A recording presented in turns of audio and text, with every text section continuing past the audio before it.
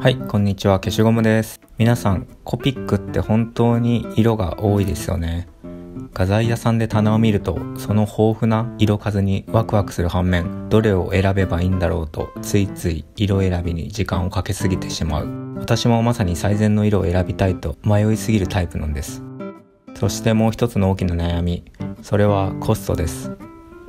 コピックは一本一本が高価なため、一気に全色を揃えるのは大変だと感じている方も多いと思います。色の多さゆえの迷い、そしてコストの壁、この2つの悩みが絵を描くハードルを上げていると感じています。そこで今回はこの悩みを解決し、もっと気軽に絵を描くためのシンプルな企画に挑戦します。消しゴムチャンネル。それがこちら、3色スケッチチャレンジです。ルールは至ってシンプル。使うコピックはたったの3色だけ。この激戦された3色だけでランダムに選ばれた国の風景や建物を描いていきます。色選びの制約を設けることで、私たちは色に悩む時間から解放され、どう描くか、どう表現するかという絵本来の楽しさに集中できるはずです。少ない色数でも工夫次第でどこまで表現できるかという点を見ていただきたいですね。消しゴムチャンネル。さあ、まずは各国を決めましょう。ここに国旗を用意しました。本当は箱を用意したかったんですけども、なかったので代わりといってはなんですが、中学生の頃に使っていた遊戯王カードのスリーブに国旗を書いた紙を入れてシャッフルして引いていきます。これも一つのアナログ感ということでお許しください。また今回は3色スケッチですので、描く国も3色に絞りたいと思います。では引いてみます。じゃん。まず最初に出たのはイギリス。イギリスは象徴的なビッグベンを描こうかなと思います。2つ目はイタリア。イタリアは歴史を感じるコロッセオにします。そして3つ目は我らが日本です。日本はランドマークタワーの東京タワーを描きたいと思います。それではイギリス、イタリア、日本にまつわるものをそれぞれ描いていきたいと思います。消しゴムチャンネル。では早速ですが、それぞれの建物について線画だけ先に終わらせておこうと思います。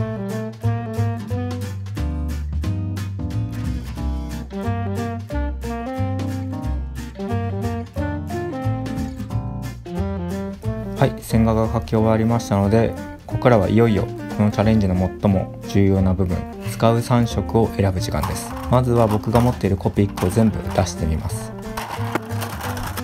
約200本ぐらい持ってます。この中からたった3本選びます。消しゴムチャンネル。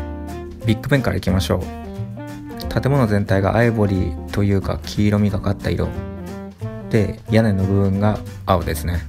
この建物の色と屋根の色、そして影に使う色の3つの役割で色を決めたいと思います。ただコピックは同じ青でも数多くの種類があります。この選択こそが結構重要なので、それぞれの似たような色、5色程度を建物の隣に色見本として書き出します。そうすると合計15色の候補まで絞られるので、そこからさらに3色に絞りたいと思います。で、決まったのがこの3色です。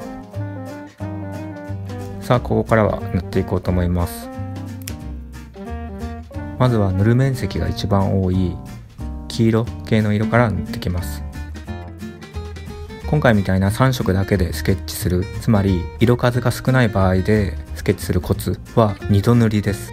影になるであろうところや少し濃淡をつけたいところは一度塗った後に乾かして、その上から再度塗ることで実質的に1色で2つのトーンを生み出すことができます。3色スケッチではこの技法を駆使しながら描いていこうと思います。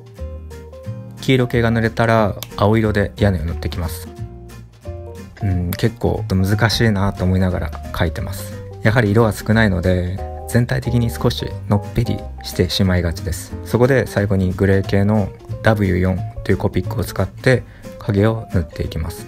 この影の入れ方が絵に深みと立体感を出す最後の砦ですね。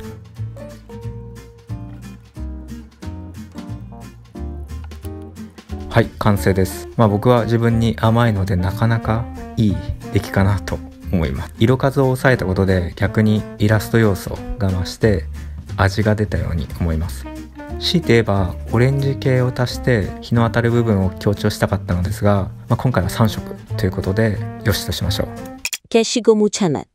次に日本の東京タワー。ご存知の通り東京タワーは白と赤が特徴的。スケッチブックの色が白色なので実質赤さえあればいいと思ってます。だけども白は見方を変えれば薄いグレーに分類されます。そこで今回は赤い系1色、そしてグレー系2色で計3本という配分にしようかなと思います。グレー系がなんで2色なのかっていうのは、薄いグレーと濃いグレーをピックアップしたいからです。薄いグレーで東京タワー本来の白い鉄骨部分を塗って、黒いグレーは全体的な影を担当させようかなと思います。そして選んだのはこの3色。こちらも先ほどのビッグベンと同様に塗る面積が一番大きい赤から塗っていきます。また今回1色でしか塗れないので、ベタ塗りではなくて鉄骨構造感を出したいために骨組みに沿って塗ろうかなと思ってました。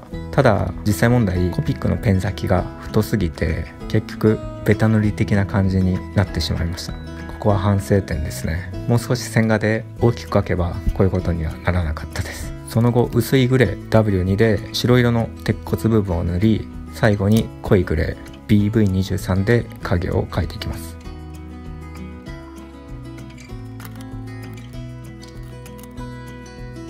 ここで一つ修正を入れてますね。